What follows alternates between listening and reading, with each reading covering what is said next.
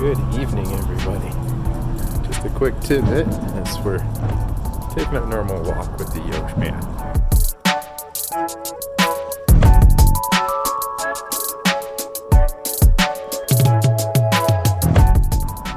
And quick story about today was the first day of our new handyman. And actually handyman supervisor, let me rephrase that. And really nice guy. He's gonna work out great. But it was a great lesson. Oh, it's gonna get dark here. Sorry guys.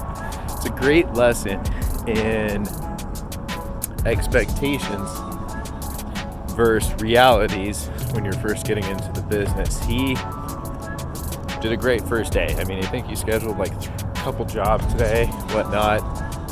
Introduced himself to all the agents. I mean, he did all the great foundations. And then it came to, well, how many calls did you make? And he's like, well, I don't know, like 4 or 5 maybe. I'm like, okay, so how many calls did you make? He's like, I don't know, like 4 or 5. And I'm like, well, this is where you're gonna get used to the new business. I make calls 2 hours a day, and I make 20 calls an hour on average. So, in your field, in your business, you know, I hope you're gonna make more calls than me every single day, right?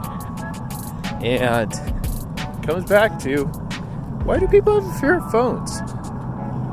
I mean, I don't like making phone calls, don't get me wrong. It's not something I want to do on a daily basis because it's like, yay!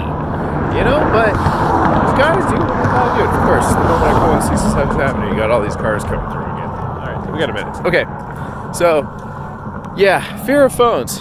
And how do you get over it? Well, first thing you do is make your first phone call. You know, it's the hardest thing in the world to do. So, what do you need to do to make your first phone call? Do you need to make your calls at night, in the morning, at lunchtime? Do you need someone there to guide you, to be your reinforcement buddy? Whatever you need to do to make that first couple phone calls. You don't really need, hopefully you're not going to need the reinforcement, somebody looking over your shoulder for like, you know, hours on end, because then that's not going to cut it. You know, you got to have the self-discipline, the wherewithal to know why you're making the phone calls. If you don't know why you're making the phone calls, if you can't associate it to like a direct win, it's going to be really tough to find the motivation. So make your first couple phone calls, then you usually can get in the flow. Know why you're making the phone calls. That makes making those phone calls a lot easier and getting to that first phone call a lot easier. Okay? And then make a game out of it. Make a contest out of it. If you can be partnering with somebody and they're making their phone calls, you're making your phone calls, and you have lunch on the line, you know, a couple bucks on the line, whatever it might be. My dog just went around a cone on the opposite side of me. You have lunch on the line, something like that, right? It definitely makes it funner and easier, right? So those are my tips for today. And I'll keep you updated on how the phone calls go, by the way. All right, talk to you later. Yeah, seriously, this was like, what, not even 11 days total that it was in escrow? Really? Something like that, yeah. Crazy. Oh yeah, and your lender was on it more better than almost any lender. The title company had them closed and recorded by 9:30 this morning. Seriously, this was, every piece of this puzzle worked together perfectly. It was awesome. So many pieces have to come together, and every job is important. So, congrats, sir. Thank you.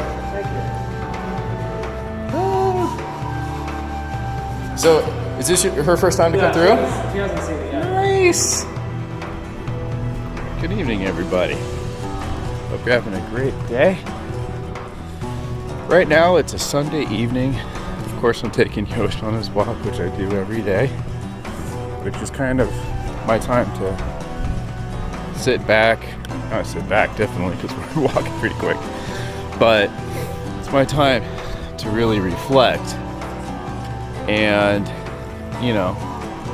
whether it's recharge or, in this case, kick myself for being an idiot like I am. That's what it is. So, over the last couple days, been through a lot. And let's just say in the last month, as I said, we got COVID happening, so lost my property manager, and she was the heart of the office. So to lose her means, number one, somebody else has to do another full-time job until we could find a replacement. And it also means that, somebody that we really care about is sick. And in that phase, we still have to find somebody to replace her. And, it's not something you want to do. So everything about this hire sucks. Okay. Then I had to let our handyman supervisor go because he wasn't supervising. And you don't send people out into the field without proper training. And then when things go poo-poo, you definitely don't leave your team hanging. So needless to say, when he was confronted, it didn't go well, and he had to go. So in a matter of a month, we lost 2 of our main people. And I'm one of those believers, be slow to hire, quick to fire, because customer service, taking care of your team, your business's success, things are too important. The rest of your team and their family is too important, right, to risk those things. And unfortunately, because of how this played out, it's put a lot of weight on me. And let's just say this, I'm not proud of myself. In the last week, I've probably lost my temper, I've yelled, I've raised my voice, I've sworn more than I ever have. I mean, this week it's brought out the absolute worst in me. And I hope I didn't create any permanent damage with people that I care about. It's hard when you feel like the world is kind of caving in on you, keeping that positive face. When you feel like you have no answers and you're looking for help with answers, you hope somebody can help, but it's not their responsibility to find your answers. And I could say that when I don't know the right answer, I freak out, not necessarily at a particular person, but I freak out because I worry and I'm scared. And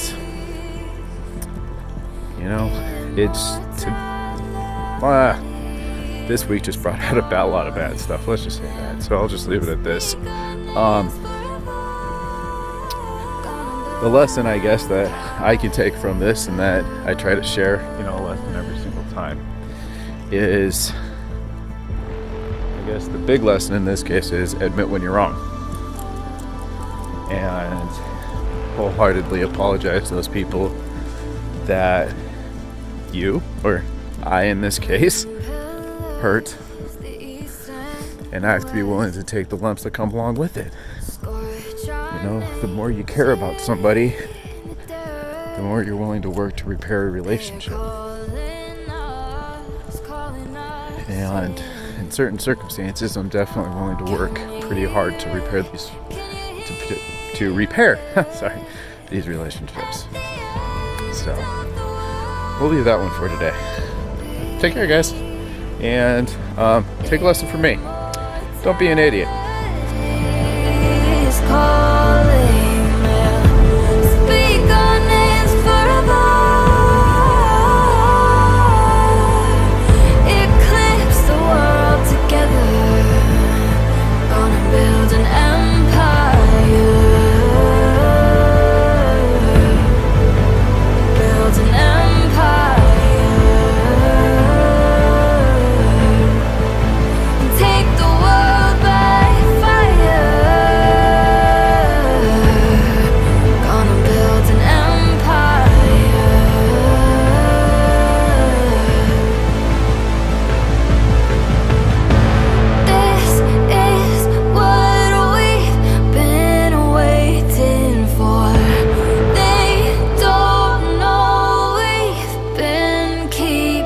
score. This is our destiny. Can you hear the calling? At the end of the world, where will we be? Immortality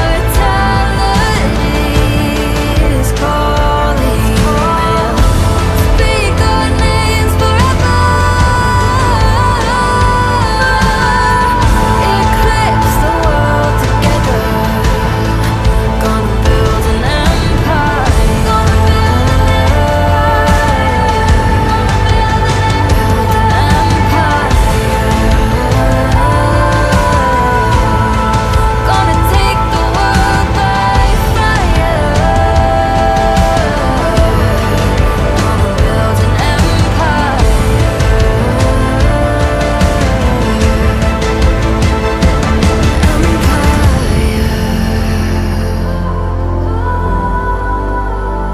An empire.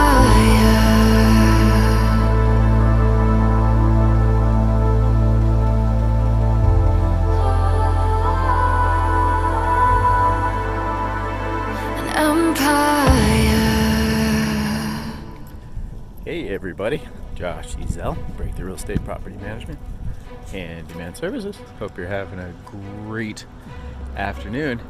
It is officially Monday, and I don't know, it's about like 6 p.m.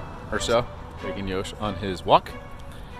And just wanted to give everybody a quick update because yesterday was poopy. And fortunately, today, man, I didn't give up yesterday. So ended up working out, ended up making all the calls I needed to, just never gave up. As hard as yesterday was, just kept plugging at it. This morning, woke up extra early, decided I was going to get a head start on everything. So I did. So by the time our 9 a.m. meeting was happening with the agents, raring to go, man. So I was rocking. Ended up having that meeting, having a meeting with a couple other people, one time being, and then had a couple of interviews today. And today's been a great day. Have my handyman people, my new handyman guy started. He's rocking. And funny enough, I guess that could be the lesson for today. The lesson is your first instinct is usually the right one. Too funny, man. I was gonna talk to him to begin with when I was even remotely thinking about making changes. This was like a couple months ago, and for some reason I just didn't do it, right? So when the issue happened with the handyman, I almost went back with him again, but for some reason I thought, I'm gonna go this other direction. And when all is said and done, Chad, the right guy, has accomplished more in one day than the other guy did in a week and a half. So we're heading in the right direction. So things are really, really good. And got my flip on track. Got a bunch of things in the works, man. So just stick to it, guys. Your first instinct is usually the correct one. That's about it. Please follow us on Patreon. Smash that like button below. And thank everybody for watching. We'll talk to you later.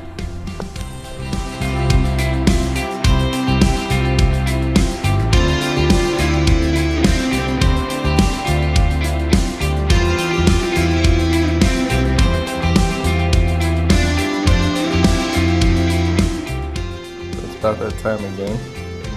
Hanging out with the Norman. It's so funny. He's trying to hang out in his sheet or in his blanket because, as you know, he's nocturnal. There's the big butt.